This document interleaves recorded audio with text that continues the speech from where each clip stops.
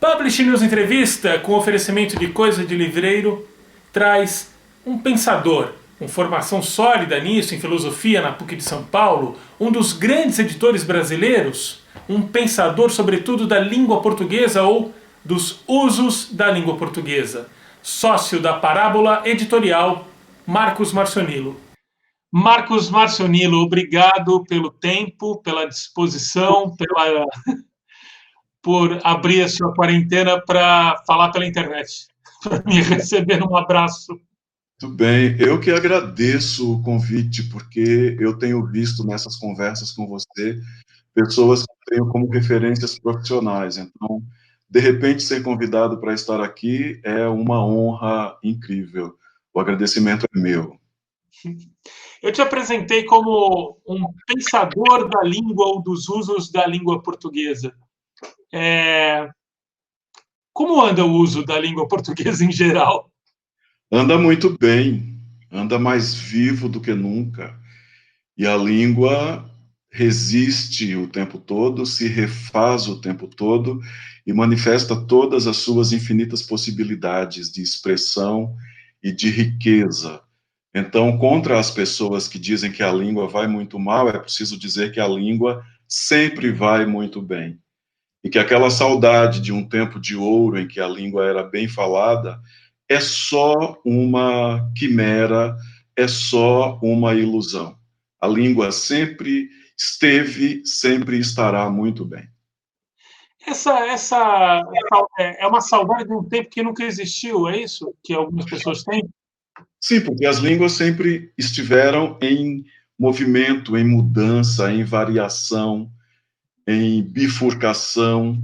Então, houve sempre essa disputa entre aquela que seria a língua bem falada, bem escrita, reflexo do pensamento mais culto, mas a língua se movimenta mesmo na rua, junto aos seus falantes, desimpedidos das regras todas com as quais nós temos de conviver, especialmente trabalhando com a língua escrita. E como é que anda o seu trabalho, Marcos, nesses tempos, nesse período? André, eu estou trabalhando mais do que antes, muito mais do que antes, eu diria.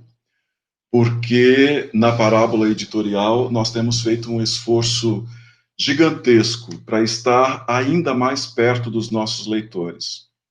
Então, isso significa convocar autores para nos ajudarem a produzir conteúdo para as redes sociais e, ao mesmo tempo, nós mesmos estarmos o tempo todo nas redes sociais. Então, eu tenho estado por conta do Prêmio Jabuti, eu tenho estado por conta da editora com uma live semanal com o Marcos Bainho, que está em São Paulo. Nós temos todas as semanas feito uma live para conversar com os leitores, para fazer não se esquecer de que nós existimos como editora e de que o nosso catálogo é uma fonte de conhecimento para essas pessoas durante a pandemia. Então, o trabalho tem sido muito maior do que antes, porque exige que você se acostume com atividades com as quais você antes não tinha de se comprometer, mas tem dado bons resultados. Nós temos conseguido reunir em torno de nós autores e leitores e estamos sobrevivendo à pandemia. Quando ela acabar, se acabar, nós temos esperanças de que haverá novos terrenos a conquistar e, ao mesmo tempo, a editora, como presença cultural, estará consolidada, não terá sofrido com essa interrupção imensa que a economia do livro vem sofrendo em alguns casos, essa interrupção pela qual a economia do livro se sente ameaçada atualmente. Mas, por exemplo, produção de novos, assim, projetos que estavam andando foram parados ou foram não? Continuou, foram parados. Tem que ter uma inteligência nessa hora, assim, para não comprometer tudo. Sim, nós não estamos lançando novos títulos nesses tempos. Então, este ano conseguimos lançar pouquíssimo do que tínhamos programado. para lançamentos. Mas, por outro lado, nós temos feito reedições. Nós temos reeditado não as reedições de sempre, em tiragens normais, mas temos feito reedições menores de livros que estão se esgotando nesse tempo de pandemia, justamente por conta dessa nossa presença nas redes sociais e desse nosso diálogo constante com os nossos leitores. Então, tão logo as gráficas voltaram a funcionar, depois daquele primeiro impacto, nós começamos a reimprimir. Hoje mesmo, temos um livro que precisa ser reimpresso. Então, novos projetos estão esperando a reabertura das atividades e o catálogo continua se movimentando por força não das livrarias, infelizmente, mas por força da editora mesma, que tem se movimentado tanto quanto pode nesse tempo. Como é que andam seus medos nesse momento? De tudo. Eu tenho sentido desde o começo dessa pandemia, especialmente, mas não só pela situação política do país, eu tenho sentido mais medo do que eu lembro que tivesse sentido, talvez, só quando criança. Medo de disco voador que eu tinha. Eu tenho feito um esforço muito grande para manter uma rotina o mais possível próxima do normal. Então, contra os medos que eu vejo que vão se apossando de muita gente, eu tenho treinado sempre no meu box, que oferece treino também por internet. Além disso, como na editora todos os funcionários estão em teletrabalho, eu vou à editora todos os dias, tentando manter a rotina, porque lá eu fico tão isolado quanto em casa. Então, tenho ido à editora. Isso é um ponto importante para o meu equilíbrio. E, além disso, tenho feito também algumas atividades, por exemplo, os cursos da LabPub, eu tenho ido à LabPub fazer as aulas, dar os cursos, com todos os cuidados, com todos os protocolos, com máscara, com álcool em gel, com distância das pessoas que lá estão. Tenho feito isso na busca de manter uma rotina na qual eu não enlouqueça.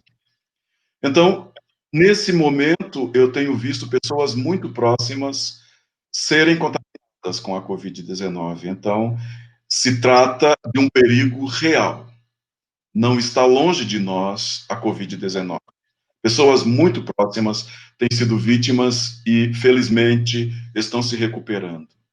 Mas, por outro lado, se eu ficasse o tempo inteiro em isolamento, talvez eu estivesse nessa mesma situação de medo. Eu tenho receios, tenho medos, mas tento conviver com eles, tento reagir a eles, tentando manter justamente essa rotina o mais próxima do que seria uma vida, entre aspas, normal. Agora, os meus medos são justamente esses que você mencionou, muito maiores do que o medo da pandemia. Os meus medos se prendem à desorientação das autoridades oficiais diante da pandemia. O meu medo se prende ao desgoverno a que a gente se vê submetido atualmente no país. Então, esses medos me habitam e me assustam muito mais. Eu não sei o que acontecerá amanhã. No momento dessa pandemia, no momento em que a economia está paralisada, no momento em que a gente faz um esforço supremo para sobreviver, eu não sei o que acontecerá amanhã, que notícia eu terei amanhã ao levantar e olhar as notícias e olhar as redes sociais. Então, há essa conjunção de fatores que é extremamente inquietante para todo mundo, por isso eu compreendo perfeitamente quem sente medos e, de certo modo, busca ficar o mais quieto possível nesse momento. Eu tenho lido, todo mundo tem lido muito, nos principais veículos de comunicação, algumas tentativas de se vislumbrar o que vai ser o mundo depois e tal, qual é o impacto desse momento. É possível se fazer esse tipo de, não sei nem se é previsão, mas é também, ou Aham. não? É uma coisa que energia gasta à toa. Pois é, eu acho que é uma energia gasta à toa. Assim como os economistas erram tanto sempre, mesmo quando têm estatísticas muito mais seguras, nós, nesse momento, há sempre aquelas pessoas que dizem que o mundo será melhor, que as pessoas sairão renovadas, que a experiência de distanciamento, isolamento, é uma experiência de mergulho interior e as pessoas ali encontrarão novas forças. Outros dizem que não. Eu tenho visto, por exemplo, isso me inquieta, fatos como a violência doméstica se acentuando nesses tempos, a violência de gênero se acentuando, e isso em todos os países, não apenas nessa quase decepção que é o Brasil, eu digo quase para pôr um pouco de esperança nesse nome próprio. Mas eu acredito que não há como dizer o que será. Outros falam de um novo normal, que eu também não consigo vislumbrar o que poderia ser. Eu tenho um princípio básico pelo qual eu me guio, eu digo sempre que a racionalidade é econômica, que a racionalidade econômica continua atuando por trás e acima de nós, mesmo nesse tempo de pandemia, e que é ela, em última instância, que ditará o que será quando nós, no mundo, sairmos desse tempo de parada obrigatória. Marcos, qual foi, assim, na sua vida, teve algum momento em que você teve que ficar muito tempo em casa? Não, você sempre foi um homem da rua. Houve um tempo em que eu fiquei muito tempo em casa, nos meus tempos de estudante, quando eu vivia num convento. Então era um tempo de ficar em casa, mas havia aquela rotina religiosa toda, né, da oração, das horas litúrgicas, aquele ritmo todo religioso. Depois disso, depois dessa experiência, eu virei um homem do mundo, sim. Mas, atualmente, eu tenho encontrado muito conforto em ficar em casa, quando é possível ficar em casa. Estou cercado por pessoas que, pelo fato de escreverem, darem aulas, traduzirem, ficam bastante em casa. Então, essa é uma possibilidade que a gente precisa inventar. É uma alternativa que a gente precisa inventar para poder não se sentir completamente desaparelhado para enfrentar esse tempo de, de ter de ficar em casa por mais tempo do que normalmente. Mas eu confesso que estou com saudade de poder fazer certas coisas que são parte da rotina e agora a gente tem de deixar isso para quando for possível. Eu me tornei uma pessoa que gosta de circular. A ideia de não poder viajar, a ideia de, mesmo quando as fronteiras se abrirem agora, a partir de julho, a ideia de o Brasil ser um país rejeitado por muitos países por causa das nossas condições sanitárias, isso é uma coisa que me inquieta e, mais que me inquietar, me humilha. E não é um sentimento bom esse que se produz agora para os brasileiros, que tenham um mínimo de trânsito no próprio país e, às vezes, fora do país. Eu vou voltar lá no convento. Ok. Vamos entrar no convento. Uh, Como é que era aquele Marcos? Como é que o Marcos de hoje conversa com aquele Marcos? Eles são muito diferentes? Não. são diferentes. Muito, muito diferentes. Me conta um pouco dele. Porque, por exemplo, do Marcos dos tempos de convento, Como é que você lembra dele? eu saí cedo do convento, eu saí aos 21 anos e agora já me aproximo dos 60. Há um lapso temporal aí gigantesco. Mas aquele Marcos era alguém, por exemplo, que acreditava muito e defendia muito o transcendente. E com o passar do tempo, o contato com as ciências, relativizando bastante o peso dessa transcendência. Além disso, aquela esperança gigantesca e inquebrantável no futuro, no mundo, na possibilidade da bondade humana, são todas esperanças que foram sendo dosadas por aquilo que a realidade apresenta para a gente. Tanto que eu te disse há pouco, para mim a grande racionalidade é a racionalidade econômica, que é movida por pessoas no mundo todo. Então, aquele Marcos tinha mais esperanças e tinha mais fé na humanidade do que o de hoje. O de hoje tem um princípio de observar mais a realidade e de contar com possíveis aliados, mas de não ter aquela confiança generalizada, nem aquela pretensão de salvação universal, de salvação para todos. É como se eu tivesse encontrado um lugar de menos ambição com o tempo, com a passagem do tempo. De menos ambição pessoal e de menos ambição para os outros. O que é que te fez? Vamos tentar traçar uma linha entre a decisão de deixar uma ordem religiosa, um caminho dentro da religião que tem seus desafios e tem seus pesos, mas também tem algum conforto, tem pelo menos uma entrada visível, né? Uma comida no prato garantida, não sei. Sim, sim. Posso estar errado. E aí, o homem que entrou no mundo do livro.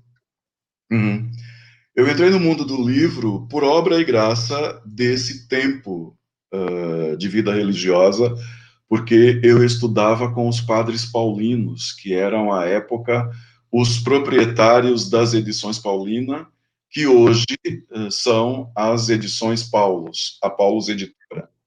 Então, eu aprendi a trabalhar com textos e a trabalhar com livros no convento, porque todos nós trabalhávamos na gráfica. Aqui em São Paulo, na Raposo Tavares, quilômetro 18,5. Nós todos trabalhávamos na gráfica e eu comecei a trabalhar com textos porque perceberam que eu tinha uma boa capacidade para lidar com textos e que eu aprendia com certa facilidade, com certo talento a língua portuguesa e me deram o trabalho de revisão de textos. Então eu comecei ali, na vida religiosa, a trabalhar com textos. Então há um senso de gratidão também por essa possibilidade de um jovem vindo de Pernambuco, de uma situação de pobreza, ter acesso pela da igreja a uma qualificação profissional. Ali também comecei o curso de filosofia e saí durante o curso de filosofia. Parei um tempo, mas já comecei a trabalhar numa outra editora como revisor também. Comecei a trabalhar nas edições Loyola aos 21, 22 anos. Então, esse tempo de vida religiosa funcionou para mim como um tempo de qualificação profissional também. Depois disso, continuei a filosofia na PUC de São Paulo, continuei trabalhando nas edições Loyola, e foi de lá que eu saí para abrir com a minha sócia a Parábola Editorial, essa editora dedicada ao ensino de língua portuguesa, e ela já vai fazer 20 anos em 2021. Nós já estamos trabalhando nisso há 21 anos. Você tentou fazer uma separação, mas, na verdade, há uma continuidade nessa biografia. Né? A verdade está nessa continuidade, na composição, né, Marcos? Exato. Então, há uma continuidade. Eu trabalhei durante muito tempo nas edições Loyola, tive ali aquele que eu considero o meu mestre editor, que era o padre Gabriel Galachi, e que me ensinou absolutamente tudo do que eu faço hoje, e que me faz muita falta, sempre, e continuei, e hoje trabalho editando livros, e durante muito tempo eu pensei que quem tem muito precisa ficar também preso ao pé da própria mesa, mas nessa altura da vida eu me vejo convidado a falar com as pessoas, a conversar com as pessoas, a dar cursos que eu tenho dado na LabPub. Então, eu estou no momento em que me vejo numa nova situação, digamos, tendo feito tanta prática de produção e de edição de texto, hoje eu me vejo no momento de até poder falar disso para as pessoas. Você foi falando ali um pouco do trabalho do convento. Eu fui te enxergando como o Sean Connery dentro do filme O Nome da Rosa. Mas como é que o que você lembra de repente dos primeiros dias como sócio da Parábola? Tem alguma coisa que você possa resgatar, algum detalhe, alguma sensação? Claro, claro, claro, claro. A cena que eu me lembro, a cena fundamental. Não entendi. Que ano era? 2001, nós abrimos a empresa em 2001.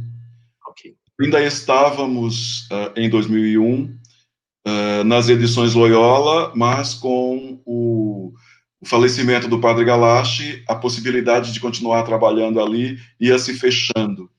Então nós nos juntamos, 3 pessoas, e a cena de que eu me lembro é a cena de estar no quarto de dormir da minha sócia, Andréa Custódio, produzindo o primeiro livro da editora. Então, ela diagramou o livro, nós desenhamos o livro, discutimos a capa do livro no quarto da minha sócia, Andréa Custódio, e, a partir dali, nós começamos a publicar. Publicamos o primeiro livro, que alimentou o segundo, esses 2 alimentaram mais 2, esses 4 alimentaram mais 4, financiaram mais 4, e aí nós seguimos. E a outra cena do início da Parábola é uma cena com Jair Canizella, o fundador da distribuidora Loyola de livros. Em 2001, eu lembro que o Jair comprou, para nos ajudar, 1.500 exemplares do nosso primeiro título, Português ou Brasileiro. Ele comprou 1.500 exemplares, depois nós saímos com o autor em turnê nacional e começamos a reimprimir. Esse livro continua no nosso catálogo. O autor, que é Marco Banho, às vezes me diz, está na hora de tirar esse livro do catálogo. Eu digo, não, as pessoas continuam lendo esse livro. Ele continua vivo, continua no catálogo 20 anos depois. Português ou brasileiro? Português ou brasileiro. O que é, afinal? O que a gente fala? Pois é sempre uma discussão que se faz a respeito de se já há distanciamento suficiente do português brasileiro para deixar de se chamar português e passar a se chamar brasileiro. E aí você discute prós e contras dessa decisão, que no fundo será apenas uma decisão política, enquanto não houver condições políticas de se fazer essa decisão de mudança da língua, não se fará, nós continuaremos falando português brasileiro. Apesar de, se você for à Itália, por exemplo, você verá, se o livro for de original brasileiro, você terá a indicação de que o livro foi traduzido do brasileiro. Se você for à França, você encontrará a mesma coisa. O livro terá sido traduzido do brasileiro. Então, essa categoria já existe, essa categoria linguística já existe, mas ainda causa um grande desconforto naqueles que continuam querendo se considerar herdeiros da língua chamada última flor do Lácio, inculta e bela.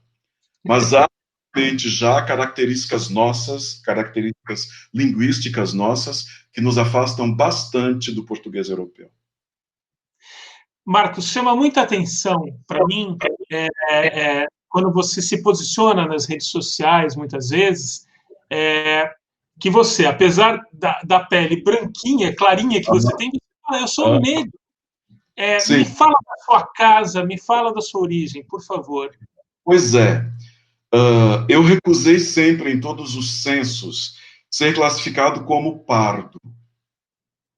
E eu, uma vez, discuti meia hora, talvez, com uma recenseadora para convencê-la a nem me classificar como branco, nem me classificar como pardo, mas me classificar como negro, no censo de um daqueles anos, já não me recordo, ali pela década de 90. Eu digo que para ver que eu sou negro, basta olhar para mim. As minhas características físicas são todas de negro. O nariz, o cabelo, o biotipo, eu sou absolutamente negro. Agora, na minha família, o meu pai, o meu avô, o pai do meu pai, eram como eu. E havia negros na família. Eu tenho primos que são negros.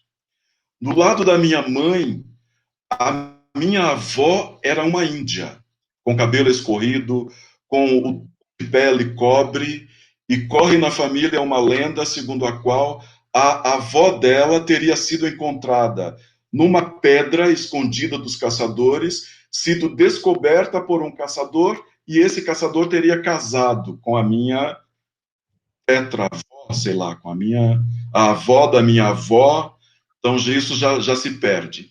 E o marido dela, o meu avô, era branco, cabelo, era loiro, de olhos claros, como um descendente dos holandeses que invadiram Pernambuco.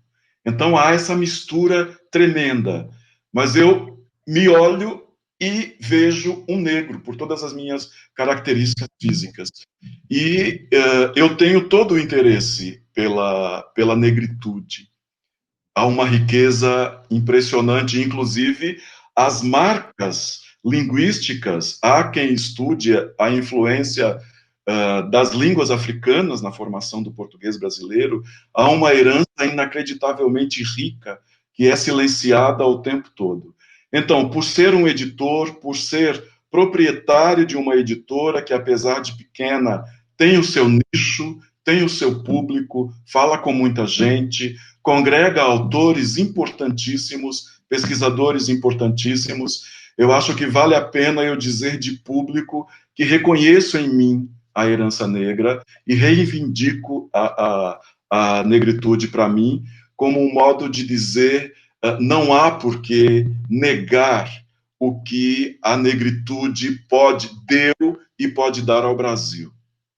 Nós brincamos aqui em casa dizendo que se a gente for olhar as editoras, nós vamos encontrar muitos judeus ou descendentes de judeus, né?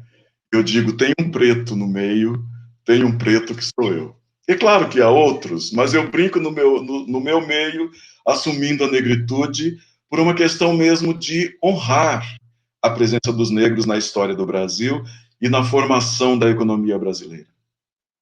Você deve ter já pensado nisso. Eu sou mais novato no mercado editorial, mas percebo que tem poucos negros trabalhando no mercado do livro, no mundo do livro. É uma impressão errada? Tem poucos. Poucos negros.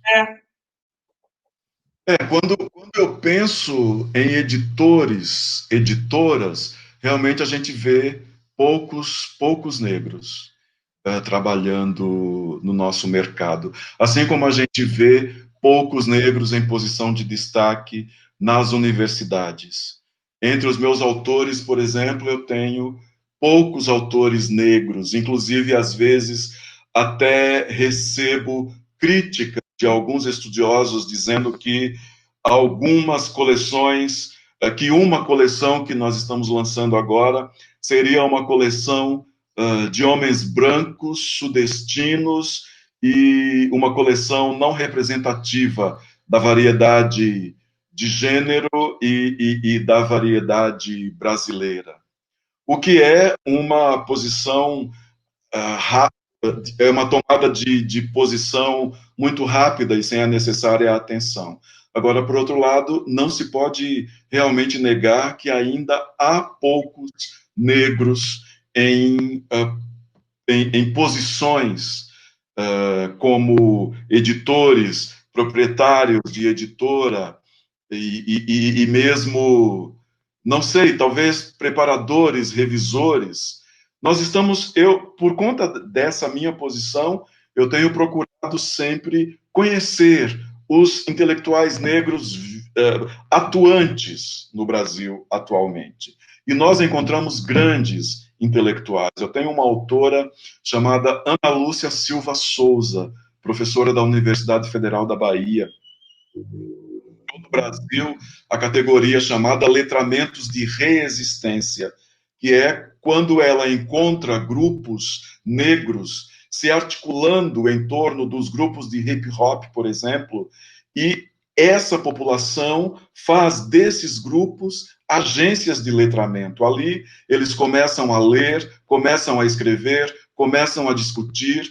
Então, a Ana Lu, a gente chama Ana Lu, a professora Ana Lúcia Silva Souza, é uma dessas intelectuais que tem dado muito destaque na área de linguagem à inclusão das pessoas negras, a uma inclusão muito impressionante, porque transforma a trajetória dessas pessoas. Além disso, eu lembro sempre de outros autores que, mesmo não sendo negros, têm absoluta abertura à inclusão, especialmente quando a gente pensa nos últimos. Que é um processo que agora foi interrompido com os últimos 10 anos, quando houve a inclusão de grande parte de jovens negros em cursos universitários. Então, esse foi um movimento que nós estamos perdendo e que nós não poderíamos ter perdido, porque isso sim daria, daqui a algum tempo, intelectuais do mesmo teor e da mesma altura de um Milton Santos, por exemplo.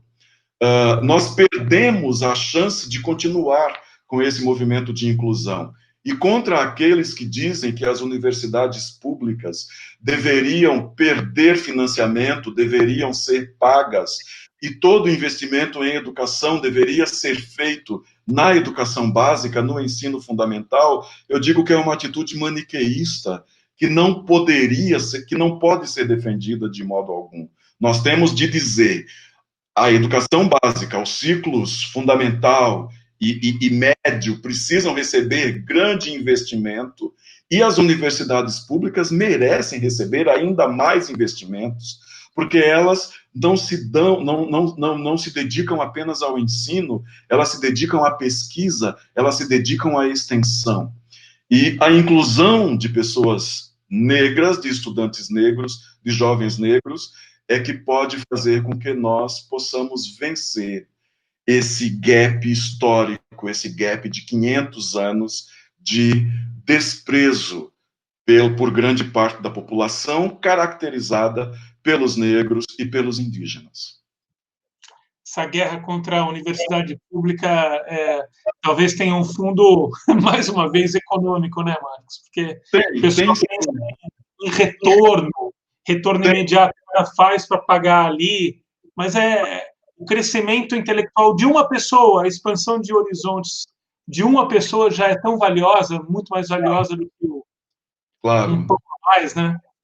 E nós já começávamos a perceber, ao menos na área de letras, que é a área para a qual eu publico, nós já começávamos a perceber mestres e mestras, doutores e doutoras, e esses doutores e doutoras assumindo cargos em universidades federais, e esse é um processo que foi interrompido sem que nós conseguíssemos ver o empretecimento das universidades. É um empretecimento que nós precisamos ver, que nós precisamos promover o mais rapidamente possível e que com a atual orientação, a atual desorientação no MEC e no governo, nós perdemos e aí, outra vez, regredimos os 2 pequenos passos que conseguimos dar em 10 anos de inclusão de um Ministério da Educação voltado para a inclusão da maioria da população, voltado para abrir possibilidades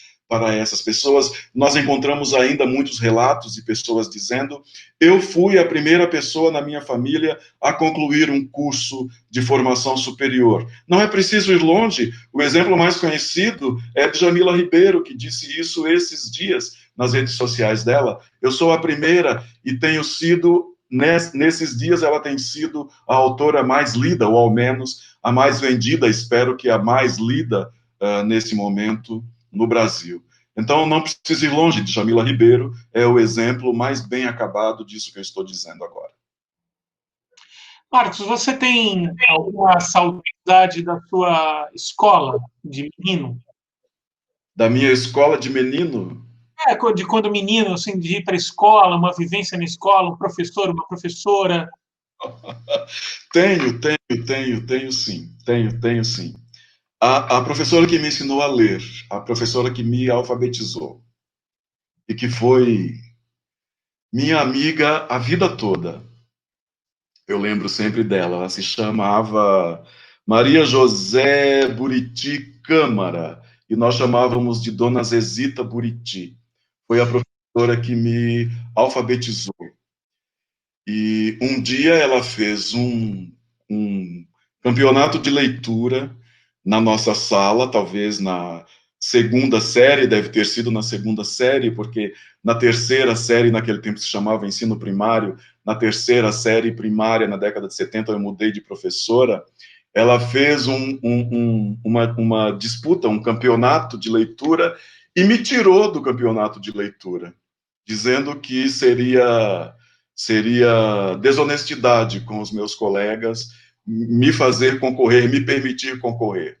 Mas, ao mesmo tempo, ela deu um prêmio a quem venceu o campeonato, que eu já não me recordo, mas fez um bolo para mim. Então... Que incentivo lindo! São lembranças inacreditáveis. E eu posso dizer que eu fui salvo sempre pelas mulheres, na minha vida toda.